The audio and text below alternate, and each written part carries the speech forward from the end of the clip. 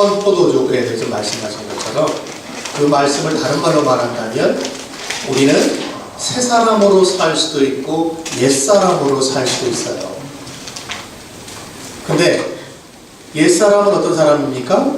신분은 분명히 새롭게 됐어요. 우리는 하나님의 자녀죠. 근데 하나님의 자녀인데 옛 사람이란 건 거지처럼 사는 거예요.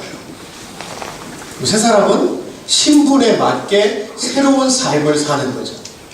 근데 오늘 여기도 말씀해 보면 옛 사람으로 살지 않고 새 사람으로 살려면 심령으로 새롭게 되어야 된다고 말하고 있어요. 이 심령이 바로 뭡니까? 우리의 생각이죠. 우리의 생각. 왜 생각을 말하고 있어요? 생각이 변화돼야 뭐가 변화된다? 관점이 달라진다.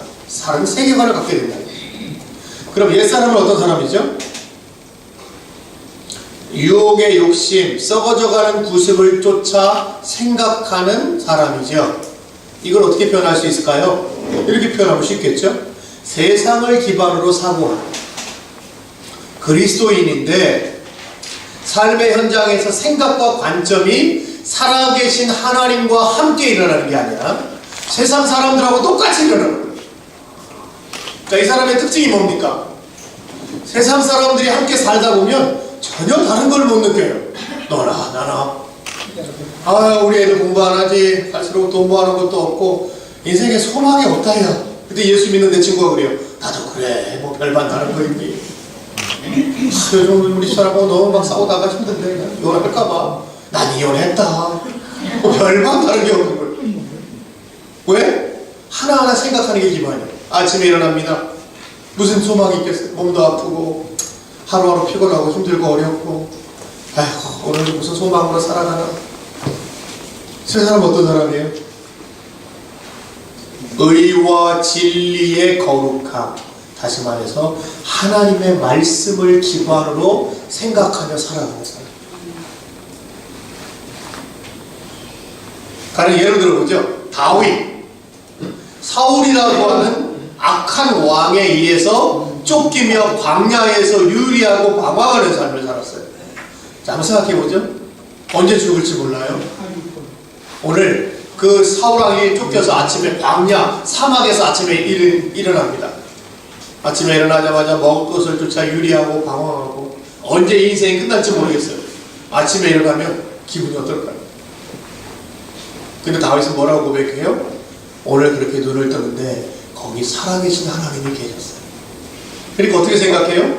이날은 주가 지으신 주의 날이니 기뻐하고 즐거워하겠습니다.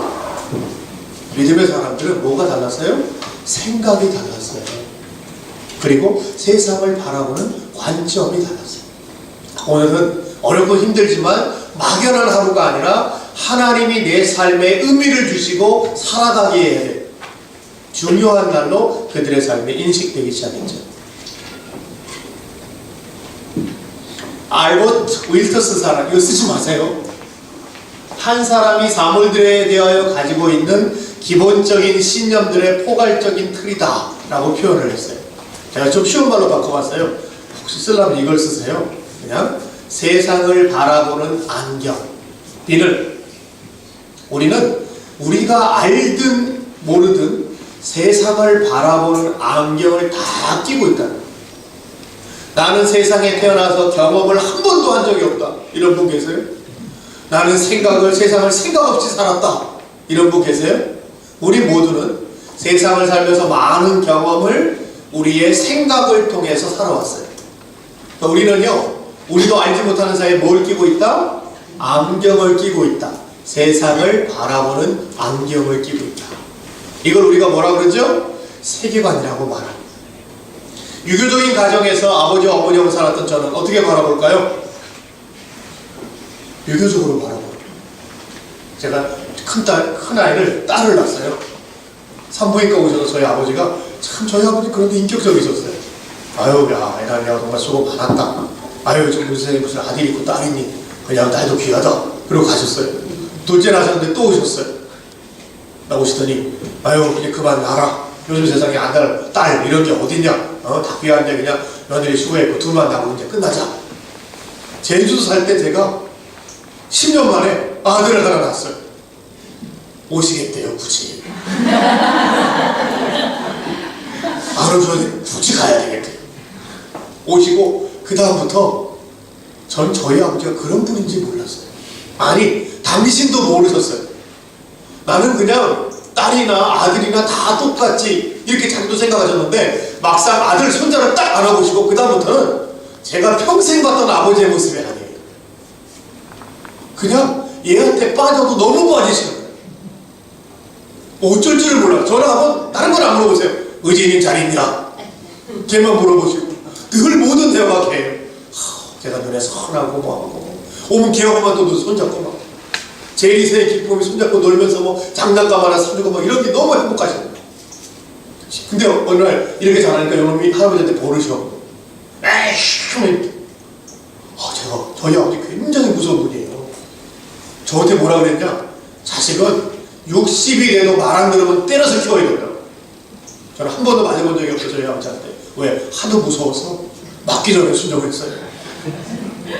근데 그 무서운 할아버지한테 가서 수업을 자꾸 흔드는 거예요. 제가 얼마나 놀랐겠어요. 데려와서 구석에 갖다 놓고 너 버릇없지 않으면 막 때리는데 아버지 없으니 막 화를 내세요. 애는 왜 때리냐고. 빨려도 때리는 애 키우냐고. 나는 분명히 그렇게 안 들었는데 우리 아버지 참 배신감 느끼기 나하고 우리 손자하고 완전히 다르네. 왜 다르신 거예요? 왜? 얘가 내 대를 이어주는 얘가 우리 장손이다. 이 생각이 있으셔서 말은 그렇게 하셨지만 정말 나에게 중요한 건 뭐였던 거예요? 손자였던 거예요. 자, 그렇게 우리 모두는요 세상을 바라보는 안경을 끼고 있어요. 안타까운 건 뭐냐? 우리가 경험하고 있는 세상은요 수많은 세계관들이 혼재해 있는 시대라고 합니다. 자, 이걸 우리는 뭐라고 말하죠? 영적 전쟁의 시대라고 말하는 거예요. 사단이 까만 옷 입고 뿔 삼지창 들고 나타나서 우리를 때리는 게 아니라 사탄은 세상의 경험, 문화, 교육들을 통해서 우리를 어떻게 한다? 미혹해 한다는 거예요. 작가는요 그냥 책을 쓰지 않습니다. 자신의 세계관을 글로 표현해요. 영화 감독은 그냥 영화를 만들지 않아요. 자신의 세계관을 영화로 표현합니다. 자, 문제는 뭐냐? 그냥 세계관이 표현되는 게 아니라 아름다운 배우, 영상, 스토리를 통해 보여지니까 그걸 접하는 사람들은 마치 그것이 사실인 것처럼. 한국의 동성애는요, 남자가 남자를 좋아하는 건 금기시되고 끈에서도 안 되는 얘기였어요. 적어도 2000년대 초까지. 근데 이런 사람들의 세계관을 바꾸는데 혁혁한 공헌을 한 가지가 뭐냐면 왕의 남자라고 하는 영화였어요. 자, 이 영화는 뉴욕타임즈에 뭐라고 실렸냐면 한국에서 금기시되던 동성애의 벽을 깨트리고 사람들에게 충격을 준 영화였다라고 말합니다. 사단은 바보가 아닙니다. 처음부터 우리 안에 와서 남자가 남자 사랑해도 돼! 라고 말하는 게 아니라 아름다운 영상, 스토리, 배우들을 통해서 조금씩 우리가 잘못 금기시되고 있는 그런 영역의 세계관들을 부딪히고 깨주고 바꿔줘. 우리는 지금 어떤 시대에 살고 있을까? 그런 시대 속에 살고 있다. 우리의 씨름은 혈과 육에 대한 것이 아니요 정사와 권세와 이 어두움의 세상 주관자들과 하늘에 있는 악의 영들에 대함이라. 우리는요 굳이 홍석천 씨하고 싸움할 필요가 없죠. 그분이 동성애자라고 해서. 우리가 싸워야 될 대상은 바로 문화, 세상, 교육, 그리고 관습을 통해서 사람들에게 영향력을 주는 악의 영들에 대해서 싸워야 됩니다. 이게 영적 전쟁입니다. 자, 바로 정서와 문화, 사상들을 통해서 사단은 세상 안에 역사한다는 것이에요. 자, 증거를 한번 대볼까요? 요즘 청년들에게 혼전 성관계가 죄일까요? 아닐까요? 우리 장로님에서 살던 세대는요 그때도 혼전 성관계는 많이 있었어요. 남녀가 만나는 건데. 근데 적어도 그 사회는 그렇게 하면 안 된다. 그건 부끄러운 일이야. 그건 수치스러운 일이야. 그거 바른 삶은 안 되지 라고 하는 뭘 가지고 있었어요? 윤리의식을 갖고 있었어요. 지금은 어떨까요? 지금은 어떨까요? 천안에 가면요, 여러분 눈에 보세요. 수많은 모텔이 있어요. 천안에 제일 좋은 건물들은 다 모텔들입니다. 한국에는 집이 없는 사람이 그리 많을까요? 왜 이렇게 모텔이 많죠? 아시잖아요. 성적인 용도로 사용되는 거예요. 지금 청년들이요, 혼전 성관계를 그렇게 문제시 삼지 않습니다. 그러니까 남녀가 만나면 교회를 다녀도 자연스럽게 성적인 관계를 통해서 사랑을 나눈다라고 생각을 하고 있어요. 심지어 교회에 다녀도, 심지어 교회에서 만나도. 왜? 뭐가 바뀌어져 있는 거예요? 세계관이 바뀌어져 있는 거예요. 왜 그럴까요? 예, 이 아이들은 어렸을 때부터요, 많은 정서와 사상을 문화를 통해 경험했던 애들. 요즘 초등학교가 있었거든요. 우리 장로님들께는, 우리 저 나이든 집사님들은 하라 그래도 어려우세요. 예를 들어, 장로님, 저기 이 음란물 좀 한번 찾아보세요. 하라 그래도 어려우세요. 요즘 초등학생들은 인터넷을 통해서 본인들이 원하면 쉽게 음란물을 접하고 볼 수 있는, 심지어 카톡을 통해서 음란물을 공유하는 애들이에요. 초등학교 아이들. 자, 그 문화 속에 살면서 어떨까요? 경험하는 거 한번 들어보세요. 저희 어렸을 때 세대, 우리 장년들 세대는 무슨 노래를 불러도 간접적으로 표현해야 정서가 오는 시대였어요. 하다가 육질하면 이별은 없었을 텐데 이 시대인 거죠. 아예 지금은 야 가지마, 나 좋은데 왜 가? 너 나하고 다시 안 만나? 이게 아니고 그냥 바다가 육질하면 안 떠났을 텐데 배를 타고, 이렇게 간접적으로 표현하는 시대입니다. 근데 갈수록 문화 속의 사람들은요, 자신의 솔직한 감정을 담아서 노래나 춤을 통해 표현하는데, 특히 뭐가 인기가 있느냐? 성적인 것들이 인기가 있어요. 그래서 많은 정서와 사상들이 음란, 성적인 것들이 표현되고 그것들을 그대로 삶에 경험하고 접할 수 있어요. 어느 날 제가 TV를 보고 있었습니다. 무슨 그 노래가 나오는데 어떤 여자애들이 4명이 나와서 아주 요상한 음란한 춤을 추면서 말합니다. 터치 마이 바디. 무슨 얘기예요? 내 몸을 만져봐. 제가 얘가 제정신이야? 내 몸을 만져봐. 우리 장로님들이 들으면 기가 차지도 않으실 거예요. 내 몸을 만져봐. 여자애가. 그것도 춤도 그냥 몸이 아니라 음란하게 표현을 하면서. 심지어 이게 그냥 단순한 개들만 그런 게 아니라 이런 가사나 이런 몸짓들이 참 많아요. 심지어 행동들이 성적인 어떤 묘사를 표현할 수 있고, 내 다리를 만져봐. 넌 내가 여자로 안 보이니? 나 오늘 밤 집에 안 가도 돼. 이런 가사들이 표현돼요. 그러니까 어렸을 때부터 이 아이들은요, 이걸 듣고 경험하고 이 문화 속에 살던 애들이에요. 그냥 보는 게 아니라 문화 속에서 들은 것들을 관점으로 갖고 바라보니까 엄마는 얘기합니다. 야, 너 이렇게 바르게 해서 이렇게 해야지, 이렇게 살면 안 되지. 이 애들은 어떻게 생각해요? 엄마한테 듣지만 이미 내 믿음은 다른 데 있어요.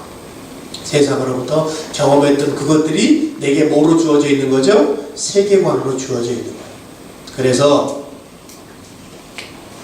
세계관의 전쟁이 바로 영적인 전쟁입니다.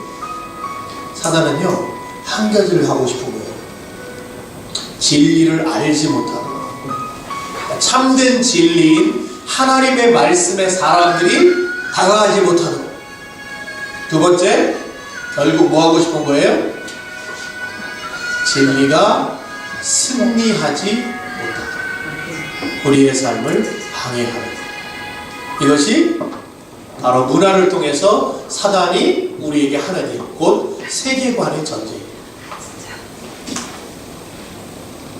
그러니까 아주 효과적으로 잘 전쟁을 수행하고 있죠. 닐 앤더슨이 말합니다. 영적 전쟁은 진리의 대결이다. 곧 세계관의 대결이다. 많은 하나님의 사람들이 우리가 지금 하고 있는 전쟁이 어떤 전쟁인가를 표현하고 말하고 있는 거예요. 자, 그럼 우리는요, 알아야 되는 거예요. 사단은 어떻게 세상을 어떤 세계관으로 공격하고 있고 우리는 어떤 세계관에 의해서 영향력을 받고 있는가를 알아야 돼요. 그걸 분별하지 않으면 우리는 어떻게 돼요? 속으면서도 모르는 거예요. 속으면서도 뭐가 모르는 거예요. 이게 뭐가 문제지? 진리로부터 멀어지는 삶을 살 수밖에 없는 것입니다. 남풍이 부는 것을 보면 말하기를 심히 더우리라 하나니 과연 그러하니라. 외식하는 자여 너희가 천지의 기상은 분별할 줄을 알면서 어찌 이 시대는 분별하지 못하느냐. 자, 우리가 알아야 되는 건 뭐죠? 이 시대에 사단은 어떤 세계관으로 사람들을 미혹하고 있는 거예요. 우리 자녀들은, 이 시대의 사람들은 어떤 세계관 속에서 살아가고 있고 우리는 그러면 이 기독교 세계관이라고 하는 진리가 무엇이고 어떻게 이 진리로 세상 안에 나아갈 수 있는가. 자, 이걸 말하는 게 바로 하나님의 말씀이에요. 하나님이 우리를 지으시고 하나님의 형상으로 만드시고 중요성의 존재로 만드시고 우리 안에 뭐라 그래요? 하나님이 그들에게 복을 주시며 그들에게 이르시되 생육하고 번성하여 땅에 충만하라. 땅을 정복하라. 바다의 고기와 공중의 새와 땅에 움직이는 모든 생물을 다스려라. 우리 왜 학교 가는 줄 아세요? 우리 왜 직장 가는 줄 아세요? 우리 왜 천한 땅에 살고 있는 줄 아세요? 바로 이 말씀에 순종하기 위해서. 하나님의 땅, 하나님의 사람들, 하나님의 문화를 가서 뭐하라고? 다스리기 위해서. 자, 그래서 목사님만 성직자가 아니에요. 여러분이 바로 모두 성직자예요. 저는 교회에서 일하는 성직자예요. 여러분은 가정과 직장으로 하나님의 말씀을 들고 나아가는 어떤 사람들이다? 부르심을 가진 사람들이야. 왜? 하나님이 우리 모두를 하나님의 형상으로 만드시고 우리 인생의 목적이 뭐다? 하나님께 어떻게 영광을 돌린다? 바로 가정에서, 직장에서, 세상에서 땅에 충만하고 정복하고 바다의 고기와 공중의 새를 다스리는 인생으로 부르심을 받은 거예요. 자, 이걸 전통적으로 사람들이 뭐라고 말하느냐? 문화명령이라고 말해요. 가서 문화를 바꾸라고 하는. 분별을 해야 바꾸죠. 어떤지를 알아야 바꾸죠. 지금 세상이 뭘 말하고 있는지를 알아야 우리는 기독교 세계관으로 가서 바꿀 수가 있는 거예요. 자, 문화명령. 문화를 영어로요, 컬처라고 말합니다. 지금 교회의 안타까움이 뭔지를 제가 설명해 드릴게요. 컬처. 그래서 아까 그 문화명령을 우리가 뭐라고 말하냐면 cultural mandate라고 말해요. 컬처. 이 컬처라고 하는 단어는 라틴어에서 온 말이에요. 라틴어 칼뚜라라고 하는 말에서 컬처라고 하는 영어 단어가 나왔습니다. 근데 제가 굳이 그걸 왜 말씀드리냐? 혹시 칼뚜라 무슨 뜻인 줄 아시겠어요? 라틴어? 모르시죠? 근데 이 칼뚜라의 반대말인 라틴어는 희한해요. 한국 사람들은 라틴어인데도 의미를 알아요. 왜 그럴까요? 이 칼뚜라의 반대말은요, 나뚜라입니다. 의미를 아시겠어요? 의미가 뭐겠어요? 나뚜라. 우리 맨날 본 거예요, 사실은. 어디서 봤어요? 우리 청년 어디서 봤어요? 나뚜라. 맨날 듣는 얘기잖아요. 어디서 들었어요? 비슷한 거 하나 있잖아요. 예, 나뚜루 아이스크림. 나뚜라, 나뚜루. 같은 말이 동사예요. 나뚜루, 그럼 무슨 뜻이겠어요? 뭐 자꾸 첨가하고 섞고 이러지 마. 있는 그대로, 자연스럽게, 그냥 존재하는 그대로. 이게 나뚜루인 거예요. 그 여기서 나온 영어 단어가 뭐겠어요? nature. 칼투라에서 나온 단어가 뭐겠어요? culture. 그러니까 이 칼투라라는 말은 무슨 뜻이냐? 놔두지 말라는 거예요. 문화는 놔두지 말고 네가 가서 어떻게 해라? 바꾸고 변화시키고 움직이고 그걸 통해 하나님이 영광을 받으시게 해라. 자, 기독교는 문화 변혁적 입장으로 부르심을 받은 거예요. 근데 지금 교회 안타까움은 뭐냐? 이렇게 나오는 거예요. 첫 번째, 문화 적대적 자세. 내 다리를 만져봐. 저거 보지 마. 꺼. 나 하지 마. 저 세상이 저러니 우리는 물들지 마. 적대적으로 보는 거예요. 세상은 타락했고 세상은 악하지만 우리는 불면허가 하지 않아요. 그것은 무엇입니까? 그럼에도 불구하고 하나님이 세상을 창조한 주인이세요. 그래서 우리는요, 세상이 아무리 악하고 음란하다 할지라도 세상에 적대적인 자세를 가질 겁니다. 두 번째, 문화 동일의식. 교회는 교회고 세상은 세상이고, 교회 가면 김집사고 세상 가면 김부장이고, 교회 가면 거룩하게 기도하고 세상 가면 술 먹고, 교회 오면 찬송 부르고 세상 가면 유행가 부르고, 그냥 그렇게 살자. 그 속에 속하면서 동일하게 살아가는 거예요. 근데 그리스도의 입장은 어떤 입장이다? 문화 동일식. 아, 세상은 지금 이런 걸 가리키고 있고 이렇게 사는 거구나. 기독교적인 관점으로 바라보면 아, 이런 게 잘못됐고 우리는 이런 나라, 이런 사회, 이런 천한 땅을 만들어야 되겠구나. 우리는 그렇게 하나님께 지으심을 받았다는 거예요. 이걸 도표로 그려볼까요? culture, 문화를 바꾸려면 한 가지를 바꿔야 돼요. 뭘 바꿔야 되냐면 사람들의 행동 양식을 바꿔야 돼요.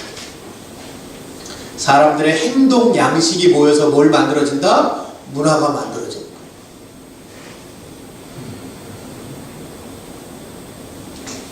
천안 신세계 백화점 앞에 가보세요. 커피숍 이런 게 왜 이렇게 많은지. 맨날 다방은 뭐예요? 사람들 만나는 데예요. 그냥 약속해놓으면. 요즘 차, 다방, 요즘 커피숍은 어떤 데예요? 그냥 젊은이들이 와서요. 이해가 되세요. 어르신들한테 한번 여쭤보고 싶어요. 애들이 거기 와서 공부를 해요. 커피숍에 앉아서. 제가 처음에 이런 생각했어요. 저기 와서 무슨 공부가 된다고 저러고 있나? 근데 요즘 아이들은요, 거기서 그냥 사람 많은 데서 책 펴놓고 2시간씩, 3시간씩 커피를 마시면서 공부를 해요. 그게 뭐가 됐어요?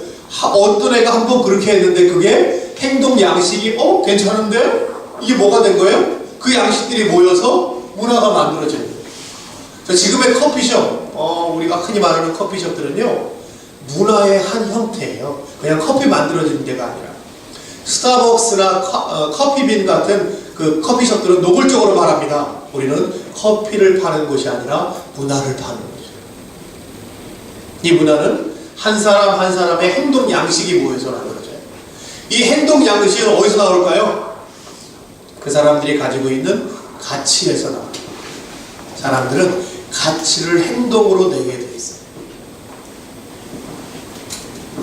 그러면 그 가치 체계는 어디서 나올까요? 바로 한 사람이 가지고 있는 세계관에서 나옵니다. 그러니까 세계관의 전쟁이라고 하는 게 무슨 의미냐?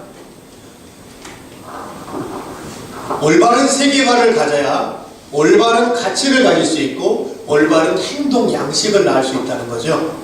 생육하고 번성해라, 정복해라, 다스려라. 무슨 얘기입니까? 나부터 기독교적인 세계관을 가지고 살라라고 하는 거예요.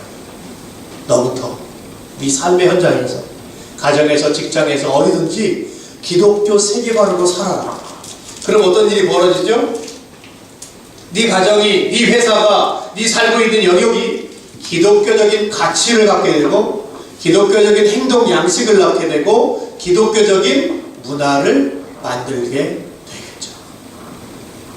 자, 그러면 이제 주제를 좀 옮겨보겠습니다. 지금까지 했던 건 세계관이 무엇이고 왜 세계관이 중요한가 하는 부분이었어요. 그렇다면 제가 자꾸 말씀드리죠. 기독교 세계관이라는 게 도대체 뭐냐고 하는 거예요. 기독교적인 안경으로 세상을 바라보는 거겠죠. 그렇다면 기독교적인 안경으로 세상을 바라본다는 게 무슨 의미일까 하는 것입니다.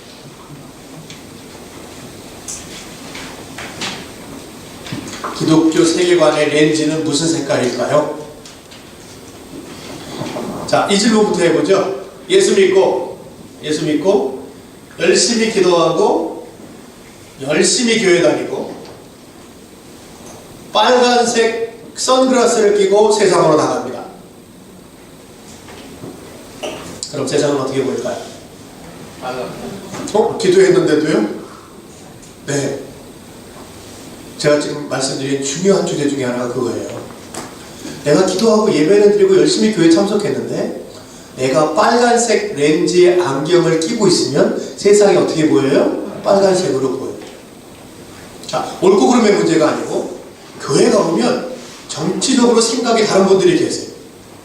아, 대통령 저 문제야 이런 사람이 있는가 하면 어떤 사람들은 야, 저 대통령 욕하는 사람들이 문제야 이런 사람이 있습니다. 예수 믿는데 다 기도하는데 왜 그렇죠? 경험이 다르고 교육받은 게 다르고 그래서 기독교인임에도 불구하고 정치를 보는 관점이 다른 거죠. 옳고 그름의 문제를 떠나서. 자, 기도하고 예배에도 여전히 어떤 사람들은 아, 대통령 문제야 라고 말하고 어떤 사람들은 그래도 대통령 욕하는 사람이 문제야 라고 말할 수 있다는 거예요. 제가 좀 보고 싶은 게 이겁니다. 그러면 기독교적인 렌즈의 색깔, 안경 색깔은 어떤 색깔일까요? 설마 어떤 분들이 대답하는 것처럼 대답하지 않으시겠죠? 흰색? 뭐예요? 뭔가 까만색 그러면 뭔가 나쁜 거고 흰색? 진짜 그런 색깔이 아니겠죠? 자, 기독교 세계관이라고 하는 것을 다른 말로 말한다면 성경, 하나님의 말씀으로 세상을 보는 거예요. 성경적 사고로 세상을 보는 거예요. 다른 사람을 봅니다. 어떻게 봐요? 너도 하나님의 형상으로 지음받은 사람이구나. 하나님의 말씀, 성경으로 세상을 보는 거예요. 그래서 기독교 세계관의 렌즈의 색깔은요, 세 가지 색깔입니다. 성경에서 제일 중요한 세 단어를 뺀 거예요.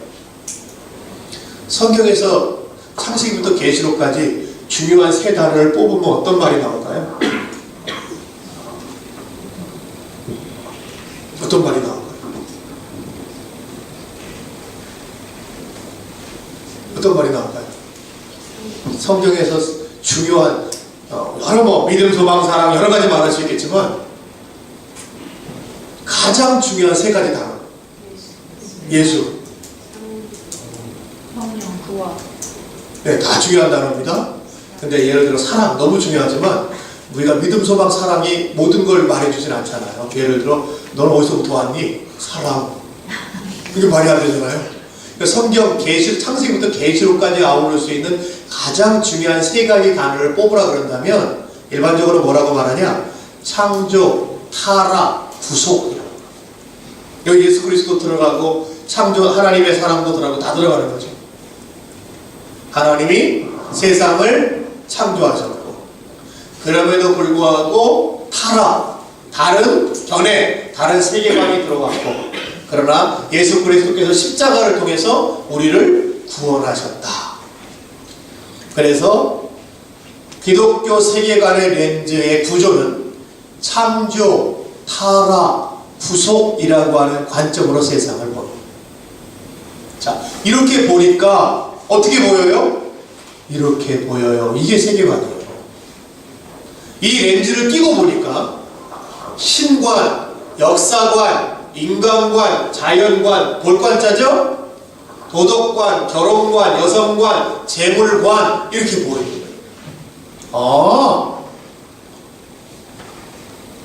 이게 재물이구나. 이게 인간이구나. 이게 신이구나. 이게 우리가 믿는 하나님이구나.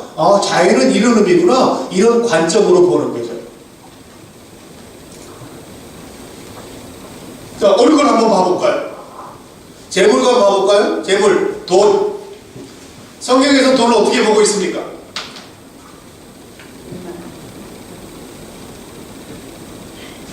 돈은 나쁜 거예요, 좋은 거예요?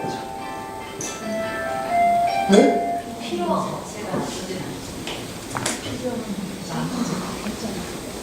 부자가 천국 갈 수 있어요, 없어요? 갈 수 있습니까? 갈 수 있어요, 없어요? 갈 수 있어요? 못 갔다고 말하고 있어요, 성경은. 자, 제자들이 와서 물었어요. 부자 청년이 있습니다. 와서 내가 모든 것을 지켰는데 어떻게 하면 예수의 제자가 됩니까? 그때 예수님이 한 말씀 하시죠. 이게 성경의 내용입니다. 제 얘기가 아니고 뭐라 그러세요? 네 재산의 모든 걸 팔아 가난한 사람한테 나눠주고 날 쫓아. 그래 이 청년이 근심하며 갔습니다. 그래서 제자들이 묻는 거예요. 예수님, 아니 저렇게 부자인 청년도 예수님 하늘나라에 못 들어가면 누가 하늘나라 갑니까? 예수님 뭐라 그래요? 부자가 천국에 들어가는 건 낙타가 바늘구멍에 들어가는 것보다 더 힘든 일이야. 한번 해보실까요? 바늘구멍에 낙타 한번 넣어볼까요, 우리가? 이건 무슨 얘기예요? 불가능하다는 얘기예요. 그러니까 제자들이 충격을 받는 거예요. 부자는 천국에 뭘 들어갑니까? 그럼 누가 들어갑니까? 예수님 뭐라 그러세요? 사람으로 할 수 없으되 성령에 의해 가능하다. 즉 어떤 사람이 들어가요? 부자도 성령에 의해 붙들림 받은 사람만이 들어갈 수 있는 거예요. 다시 말하면 돈은 하나님이 주시는 선물이에요. 성경은 한 번도 돈을 복이라고 말하고 있진 않아요. 돈은 하나님이 주신 선물입니다.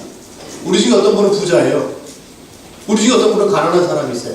축복받아 그렇게 된 게 아니라 선물은 주시는 사람 마음이에요. 근데 하나님은 공평하시죠? 어느 사람은 재물로, 어떤 사람은 다른 것들로 주시는 거예요. 우리 중에 어떤 사람들은요, 열심히 일어나 새벽부터 나가 시장에 물건 파는데 아직도 가난한 권사님들이 계세요. 정말 새벽기도 때 가끔 나갈 때요 보면 만나요. 새벽기도 끝나고 나가시는 권사님 보면 평생을 그렇게 시장에 일하면서 애들 교육시키시고 아직도 어렵게 힘들게 사는 분들이 계세요. 저주받은 거예요?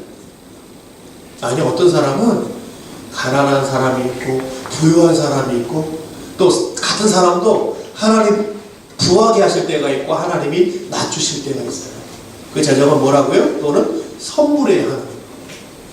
선물이에요. 자, 근데 성경은 재물에 대해서 뭐라고 말합니까?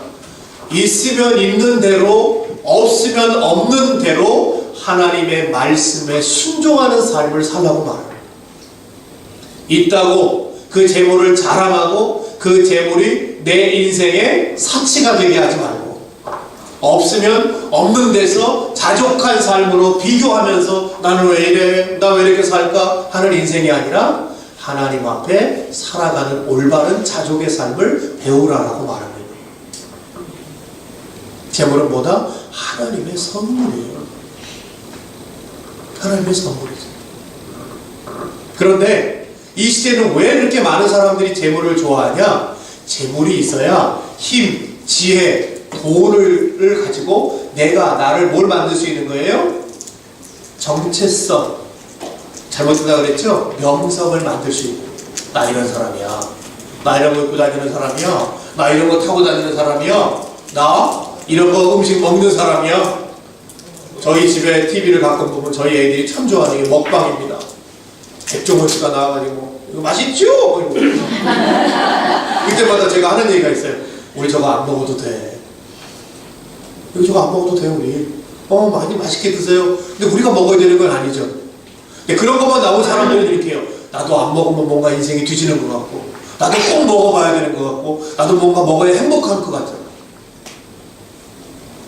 그렇지 않습니다. 자, 기독교는 금욕주의도 아니에요. 예수 믿는 사람이 왜 그런 차 타요? 예수 믿는 사람이 그렇게 맛있는 거 먹어도 돼요? 선교지에 수많은 사람이 굶어주고 가고 있는데.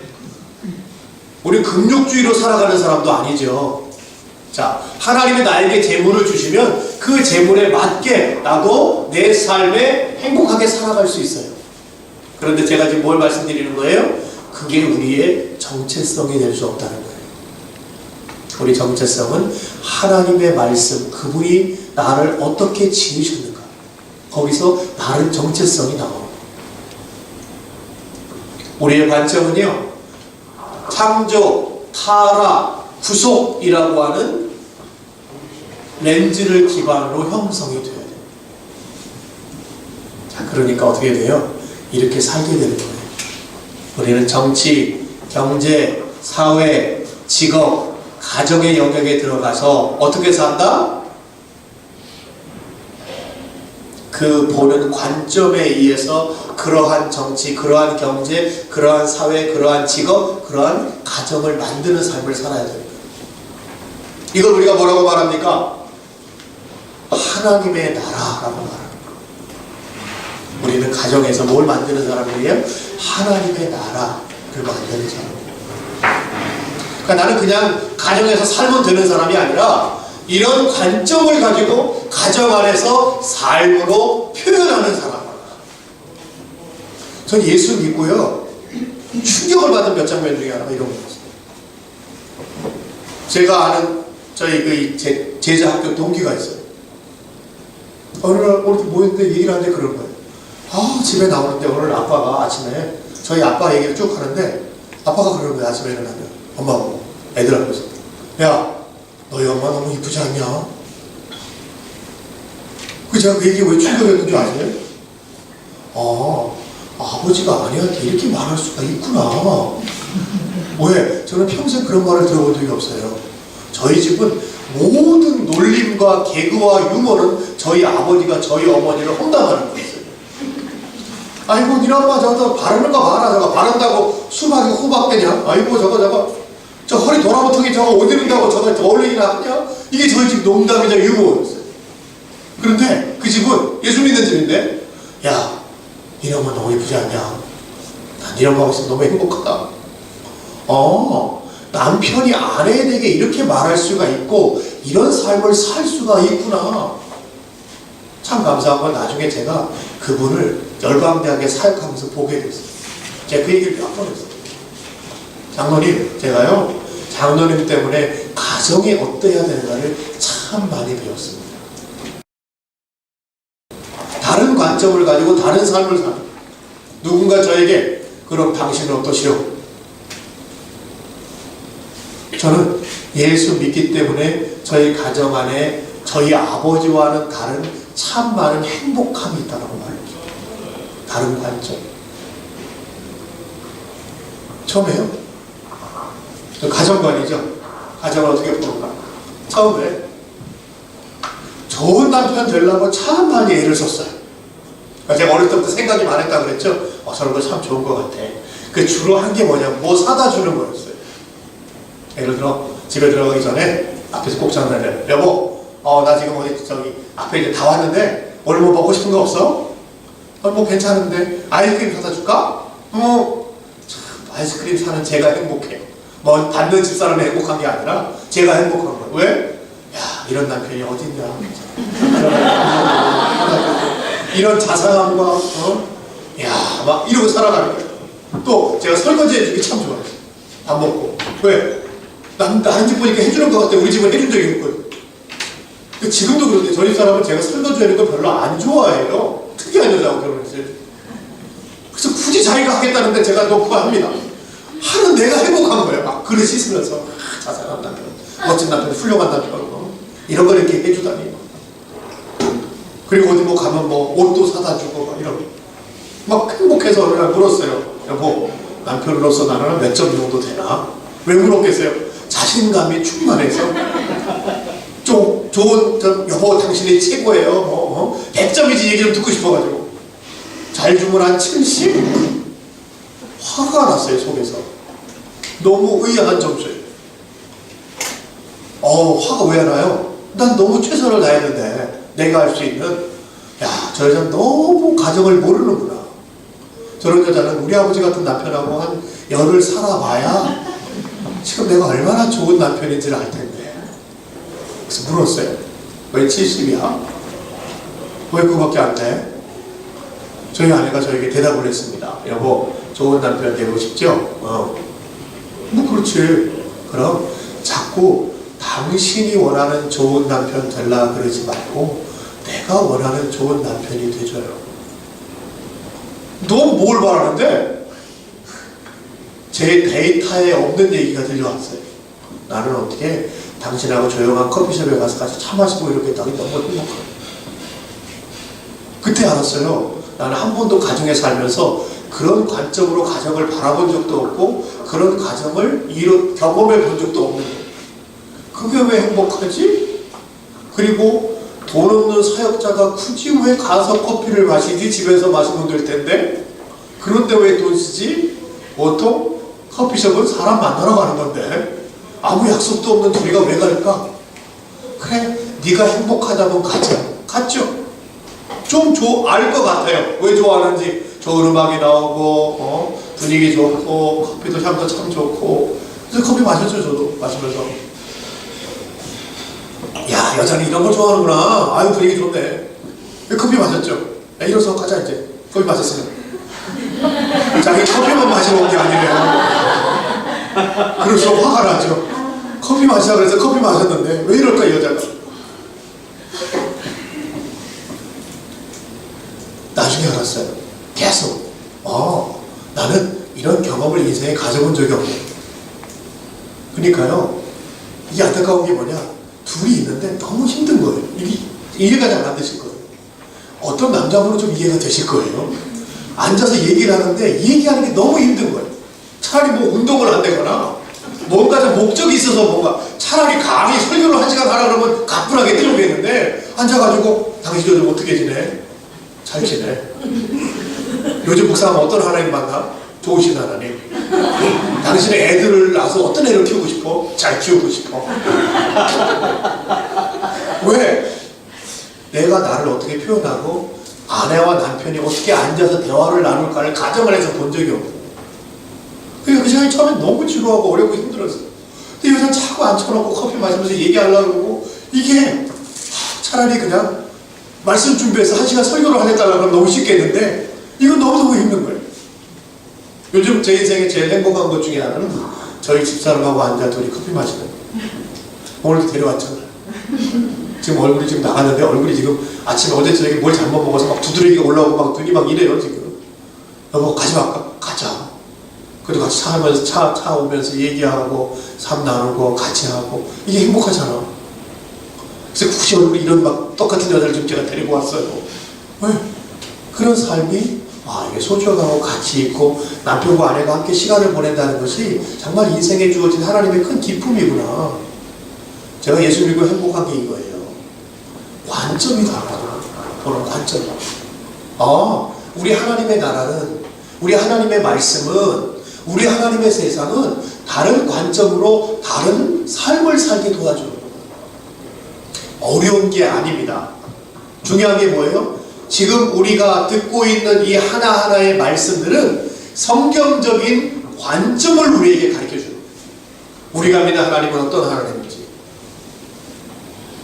우리는 자연을, 인간을 어떻게 바라봐야 되는지, 도덕, 결혼, 재물들을 어떻게 바라봐야 되는지 우리는 하나하나 강의를 통해서 뭘 배우고 있어요? 세계관을 배우고 있어요. 우리 삶 속에.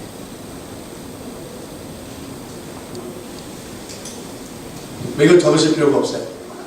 왜 그게 렌즈인가를 구체적으로 말해주고 있는 거죠? 유신론의 핵심이고 출발점이며, 창조는 모든 세계관의 관점의 기초를 우리에게 제공해줘요. 자, 우리는 세상으로 나아가야 됩니다. 왜? 하나님이 세상의 주인이시기 때문에.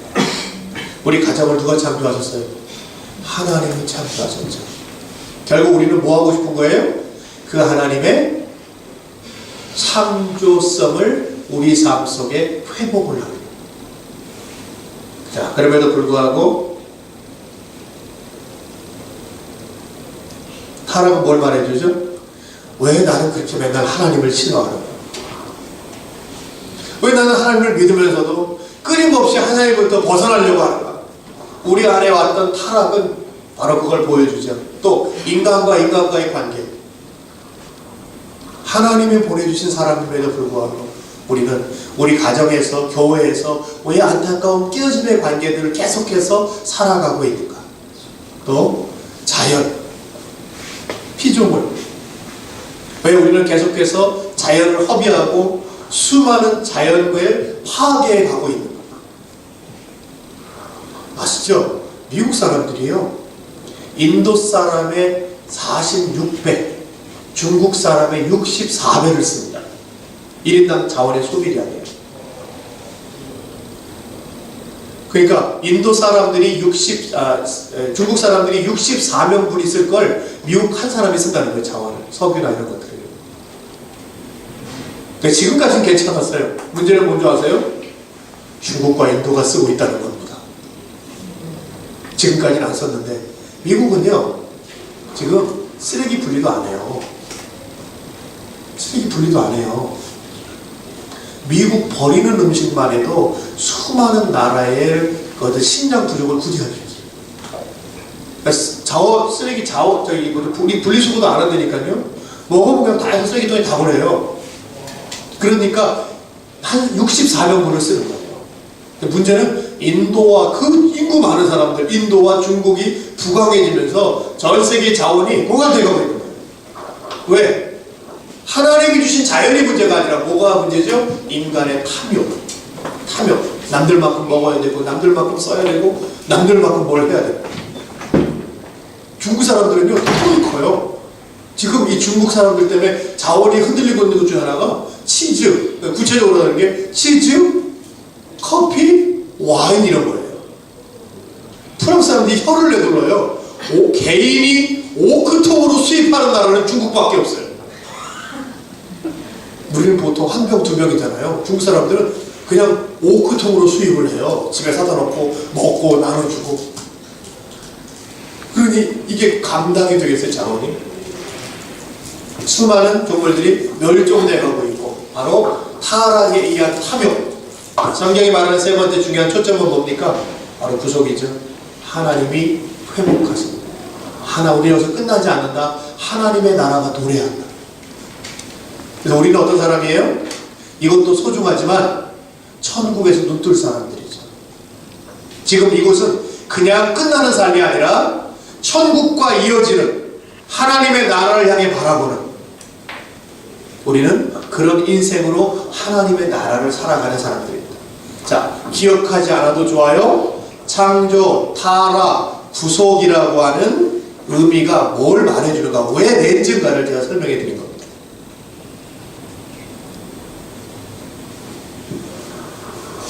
왜 세상에는 거짓된 세계관들이 존재할까요?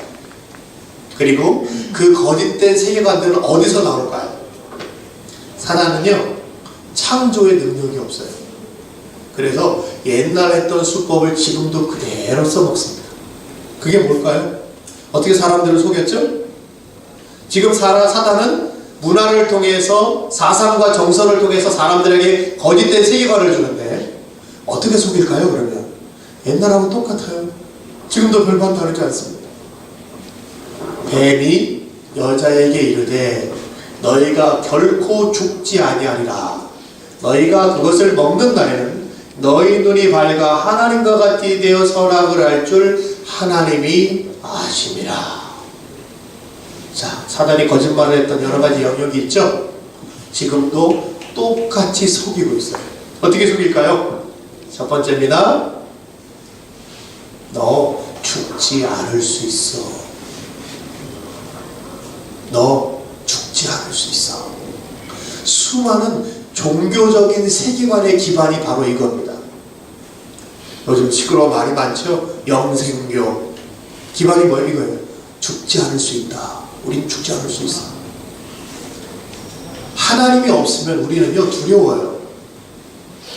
왜? 하나님의 형상으로 만들어졌기 때문에 내가 오늘 기도, 예배, 묵상을 통해서 살아계신 하나님이 내 영 안에 느껴지지 않으면 우리는 두려워서 다른 것을 찾게 돼 있어요.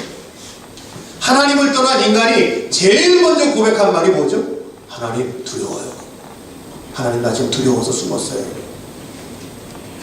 무슨 두려움입니까? 하루하루 사는 것에 대한 두려움, 사람에 대한 두려움, 환경에 대한 궁극적인 두려움은 인간의 죽음에 대한 두려움을 항상 갖고 삽니다. 오는 건 다르게 왔죠. 순서대로 왔죠. 그런데 가는 건 순서가 없어요. 우리 여기 장로님들이 계시지만요, 우리 중에 누가 장로님보다 나중에 간다고 장담할 수 없는 게 인생이에요. 그러니까 뭐가 있어요? 두려워요. 전 젊은이들 죽는 거 많이 봤어요. 제가 제주도 사역하는데 진짜 예수 믿고 신실하게, 야 어떻게 이런 애가 있을까? 평생 예수 한번 들어보지 못했는데 너무 예수 믿고 귀한 마음을 가진 자매가 있었어요. 제주대학교 학생이었어요. 목사님, 제가요 이제 제주대학교 다닐 때 산학부에 다녔는데 그거 이 믿음 생활하니까 도움이 안 돼서 그거 이제 그만두려고요. 아 그래 잘 생각했다. 근데 그냥 두기 미안해서 딱 한 번만 이번에 산에 간다네요. 겨울산에 가서 거기 가가지고 그 이제 산에 올라가서 아 그동안 고마웠다. 나 이제 그만둘게. 그 얘기하고 와야지. 그냥 말하긴 너무 미안해서요. 뭐 굳이 그걸 또 가서 얘기해. 그냥 안 한다 그러면 되지. 그래도 그런 관계가 아니래요. 딱 한 번만 잘 갔다 오겠다. 전 딱 한 번이 마지막일 줄 알았으면 제가 길을 쓰고 말겠죠. 딱 한 번만 갔다 올게요. 근데 그 딱 한 번이 뭐가 어떻게 되겠나?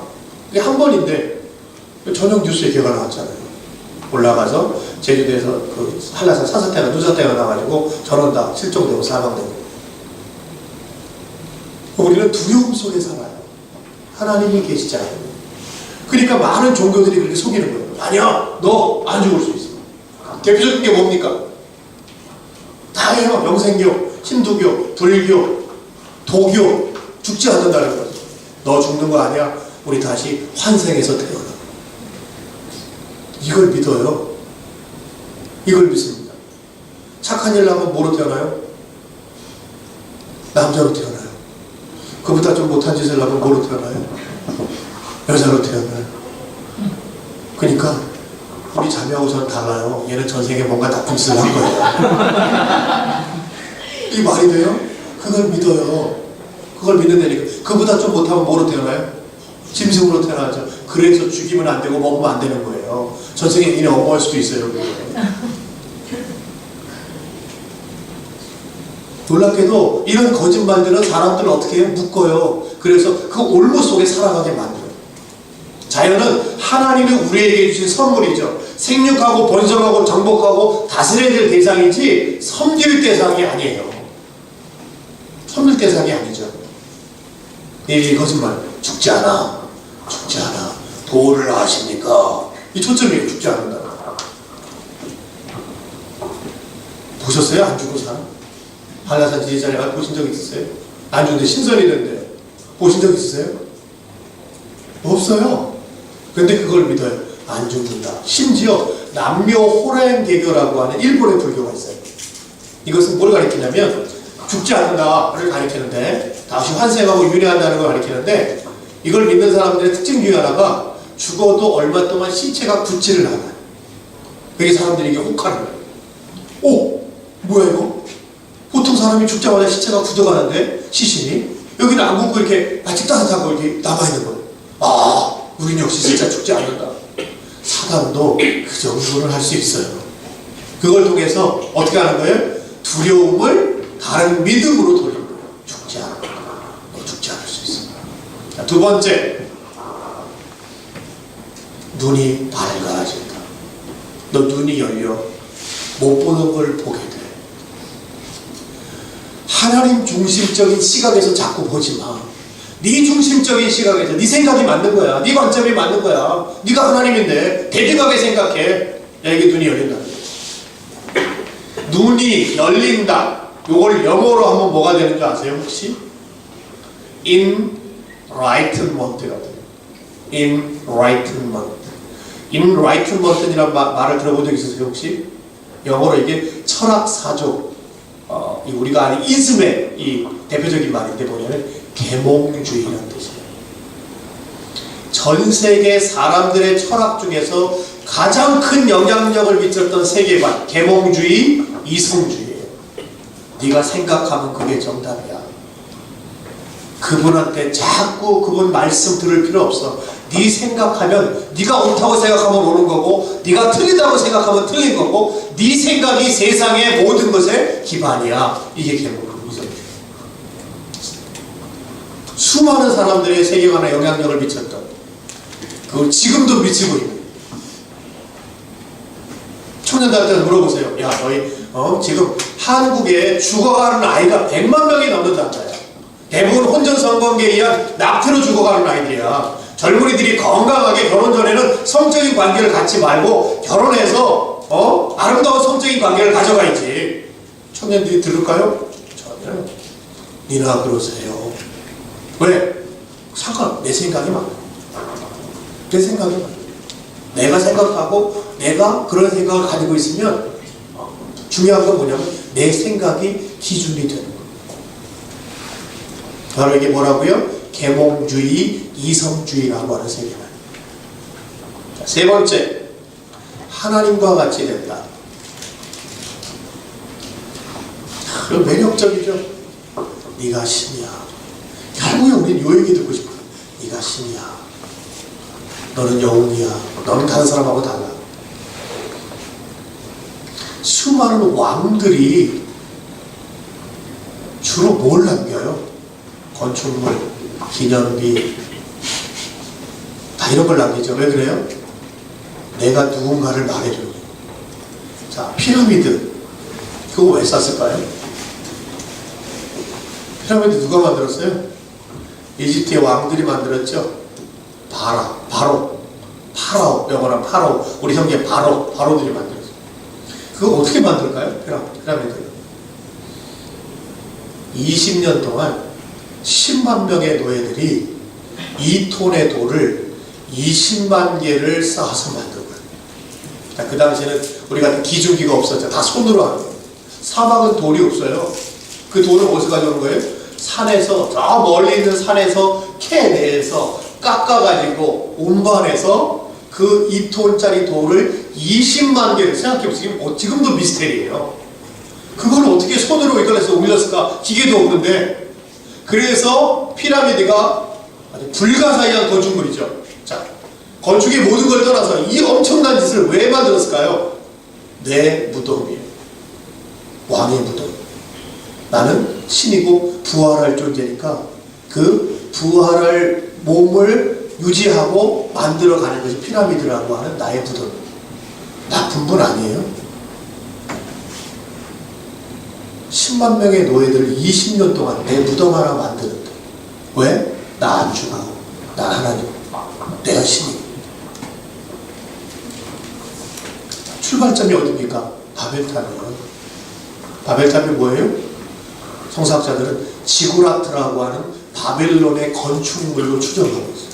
왜? 지금 그 땅에서 동일하게 발견되고 동일하게 세워진 건축물이 지구라트라는 건물이거든요. 똑같이 벽돌로 만들어요. 왜 그렇게 벽돌로 엄청나게 쌓았는가? 왕들이 지구라트라는 건축물을 간단합니다. 1년에 딱 한 번 똑같아요. 10만 명의 노예들이 20년에 걸쳐서 만든 게 지구라트. 근데 왜 쌓아요? 높은 데 올라가서 신한테 예배 드린다고 쌓았는데 왜? 아무도 몰라. 나나 왕이나. 왜? 나는 신의 아들. 내가 신이. 그걸 말해주고 세상에 알려주려고 수많은 사람을 고생시켜서 그렇게 만들어. 인간을 너무너무 매력적으로 만드는 거예요. 난 너희들하고 달라. 그러니까 사람들이 어떻게 신과 같이 되려면 어떻게 해요? 종교를 믿거나 뭔가 어떤 그 궁극적으로 내가 신과 같은 존재가 되지만 내가 다른 사람하고 다른 일을 좋아하는 거예요. 차별. 난 너하고 달라. 왜 비행기를 타면 비즈니스석이 앞에 있을까요? 뒤에 안 있고. 다 보고 가라고요. 그러니까 일반적으로 비행기를 타보셨죠? 가면 비즈니스석을 다 보고 갑니다. 어떻게 느끼세요? 좋겠다. 오, 여기는 의자가, 오, 이거 느끼라고요. 제일 먼저 누굴 입장시켜요? 비즈니스 1등석을 입장해요. 먼저 앉아들 계세요. 다 보고 가라고. 나와 다른 거. 나와 다른 걸 먹고, 나와 다른 의자를 타고. 이야, 이 비행기를 이렇게 타고 가네. 그 안에 느낌이 어떨까요? 난 너하고 달라. 시드니에서 한국에 오는데 어느 날 스튜어디스가 불러요. 저를. 김광희 손님 방송에 나왔어요. 그래서 예, 저 김광희인데요. 오늘 비행기가 만성이 돼서요. 오늘 좀 비즈니스로 바꿔드리려고 합니다. 예? 제가 탔어요. 저거 어디가 제일 먼저 입장시키더라고요.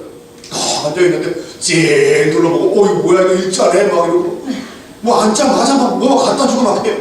자, 그러더니 다 지나가는 거예요. 그 저를 다 쳐다보세요. 나와 다른 사람이네. 저 한 500대는 걸 저 사람 어떻게 탄다냐? 부자라고 저는 공짜로 타는데 사람들이 그렇게 모르죠. 놀라운 게 뭔지 아세요? 비행기에서 내리기가 싫을 정도였어요. 막 스테이크가 막 나오고 뭐 엄청 잘하는데 그리고 집에 왔어요. 집에 와도 피곤하죠. 딱 이걸 펴고 누웠는데 집사람한테 제가 처음 한 말이에요. 여보, 그 좋은 비행기를 타고 왔는데 그 좋은 비행기 좌석보다 우리 집에 누운 제자리가 더 편해. 그러니까 결국 뭐예요? 다 그 몇 시간 다르다. 나는 신이야. 나는 다른 사람이야. 나는 다른 인생이야. 자, 그걸 만족시키고 그 욕심을 부추기는 게 바로 어떤 역할이라고요? 사단의 소금이죠. 예, 다른 거 먹을 수 있고 다른 차 탈 수 있고요. 다른 사람 살 수 있어요. 그러나 우리는 동일한 하나님의 자녀이고 하나님의 형상으로 지음받은 가치 있는 사람이에요. 우리 서로를 뭐라고 부르죠? 형제자매. 교회에서 호칭으로 부르죠. 집사님, 장로님 이렇게 부르죠. 불교에서 뭐라고 불러요? 여기서 뭐라고 그러죠? 보살님. 보살님 뭡니까? 부처요. 네가 신이야. 잘못좀 연락할지 모르지만 네가 수행을 하고 참선을 하고 착하게 살면 네가 신이 될 수 있어. 우리 많이 들어본 뉴 에이지 무브먼트 이런 것들 있죠. 초능력. 초능력이 나쁜 게 아니고요. 초능력보다 그 뒤에 있는 메시지가 더 높아요. 꼭 초능력자들이 뭐라 그래요? 빵! 예를 들어 숟가락 구부리고 막 꼭 모여. 여러분 같이 길을 모아주세요. 무슨 얘기인 거죠? 너도 신이야. 나만 이런 능력이 있는 게 아니라 너도 있어. 개발을 안 해서 그래. 그 얘기하고 싶어요. 꼭 하는 말. 당신도 할 수 있습니다. 왜? 나만이 능력자가 아니라 너도 신인 거예요. 그러려면 뭐가 해야 돼요? 참선하고 요가, 수행하고 해야 되는데 그러려면 내 생각을 비워서 절대자와의 합의를 통해서 내가 신으로 만들어져요. 그러려면 나를 비워야 되는데 비워져요? 안 비워지죠? 그러니까 어떻게 돼요? 엄마 아니면 계속 주문을 통해서 나를 비우고 귀신, 절대자와의 합의를 통해서 내가 신이 돼요. 요가 어떻게 하는 거예요? 그래서 이 집중을 하는 거예요. 지금 내 생각을 비우고 그런 어떤 형식이나 주문을 통해서 내가 신이 되어가는 과정. 네 번째, 우리 요거 말하고 좀 쉬죠. 선악을 하게 돼요. 선악을 하게 돼요. 인간은 비록 타락했다 할지라도 하나님이 주신 양심의 흔적들이 있어요. 그래서 어느 문화, 어느 사회든지 선악을 추구합니다. 선악을 추구해요. 오늘 그것에 대한 양심을 사단이 꼬드깁니다. 야, 네가 선악을 알게 돼. 우리는 선악을 추구하며 살지만 우리는 선악을 알지는 못해요. 또 하나, 하나님이 왜 선악과를 주시지 먹지 말라고 말씀하셨는가? 자, 오해하시면 안 돼요. 다 먹지 말라고 하는 게 아니라 다 먹으라 말했는데 한 가지는 안 주신 거예요. 그게 뭐죠? 선악과입니다. 왜? 그건 우리 영역이 아니 하나님의 영역입니다. 선악은 하나님의 기준으로 우리가 분별해야지 우리 기준으로 해서는 안 되는 거예요. 왜? 인간의 특징이 뭔지 아세요? 그러면 그 선악을 자기 기준에 의해서 해석합니다. 내 좋은데.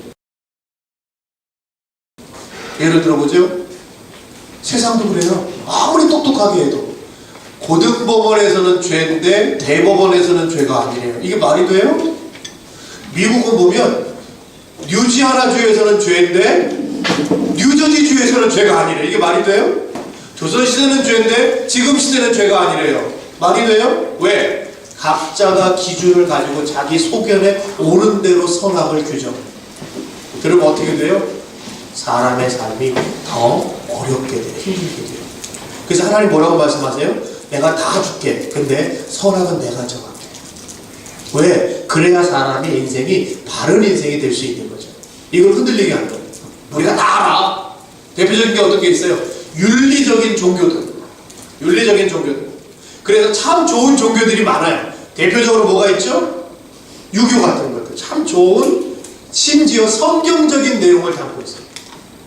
그래서 인간의 삶을 바르게 하고 바른 인생으로 추구하도록 만든 좋은 면도 있지만 안타까운 거 하나 뭐예요?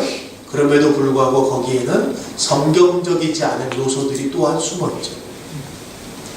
사단은 우리를 이렇게 속입니다. 우리가 마지막 시간에는요, 그럼 구체적으로 그런 세계관들을 좀 볼 수 있도록 그렇게 하겠습니다. 식사 시간이죠?